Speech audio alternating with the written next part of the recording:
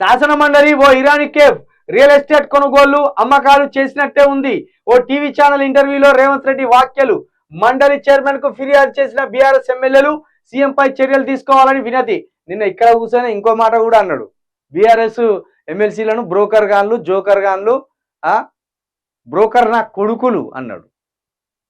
BRS ఎమ్మెల్యేలాట, BRS ఎమ్మెల్సీలాట broker నా కొడుకులాట CM గారి దృష్టిలో. ఎంత అద్భుతమైన పదజాలం వాడతాను మీరు. అంటే ఆఫ్లైన్లో ఏంది ఇచ్చినా చెల్లిపోతుంది అనుకుంటాను ముఖ్యమంత్రిగా ఉన్నప్పుడు. అది అది సరైంది కాదు కదా. రాష్ట్ర ముఖ్యమంత్రి రేవంత్ రెడ్డిపై పలువురు బీఆర్ఎస్ ఎమ్మెల్సీలు శాసన మండలి చైర్మన్ కు ఫిర్యాదు చేశారు. ఇటీవల ఓ టీవీ ఛానల్ ఇంటర్వ్యూలో పాల్గొన్న రేవంత్ రెడ్డి మండలిపై అనుచిత వ్యాఖ్యలు చేశారు. శాసన మండలి ఓ ఇరాన్ కేఫ్లా మారిందని, సభ్యులు రియల్ ఎస్టేట్ కొనుగోళ్లు అమ్మకాలు చేసే వాళ్ళ మాదిరిగా ఉన్నారంటూ ఆయన మాట్లాడారు. దీనిపై బీఆర్ఎస్ ఎమ్మెల్సీలు వాణిదేవి, దేశ్పతి శ్రీనివాస్, ఎంఎస్ ప్రభాకర్ శాసన మండలి చైర్మన్ గుత్తా సికందర్ రెడ్డికి ఫిర్యాదు చేశారు. ఇక్కడ ఆయన మీద ఆయనే సెటర్ వేసుకున్నట్టు. ఇప్పుడు ఈయన ఏమన్నాడు, రియల్ ఎస్టేట్ కొనుగోళ్లు అమ్మకాలు చేసినట్టే ఉన్నది అంటే ఆయన కూడా రియల్ ఎస్టేట్ చేసిండు. మరి మన ముఖ్యమంత్రి గారు కూడా మొన్నటిదాకా రియల్ ఎస్టేట్ చేసిండు. ఇప్పుడు ముఖ్యమంత్రి స్థానంలో కూర్చొని రియల్ ఎస్టేట్ చేస్తాడు. అప్పుడేమో ఒక ప్రాంతం, ఏదో ఒక ప్రాంతాన్ని ఎంచుకొని రియల్ ఎస్టేట్ చేసేది. ఇప్పుడు మొత్తం తెలంగాణ మీద రియల్ ఎస్టేట్ చేస్తాడు. అంతే, తేడా ఏం లేదు. ఆయన ఇప్పుడు మేములాని తిట్టలేడు. ఆయనే తిట్టుకుంటాడు.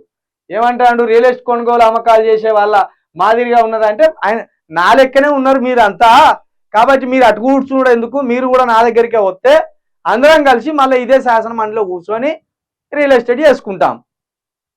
మీకు ఇప్పుడు రూపాయి వచ్చే దగ్గర నేను వచ్చినా కాబట్టి 10 రూపాయలు వస్తాయి, రారి అందరు రారి అంటాడు అన్నాడు. మీరు దానికి ఎందుకు బాధపడతాను.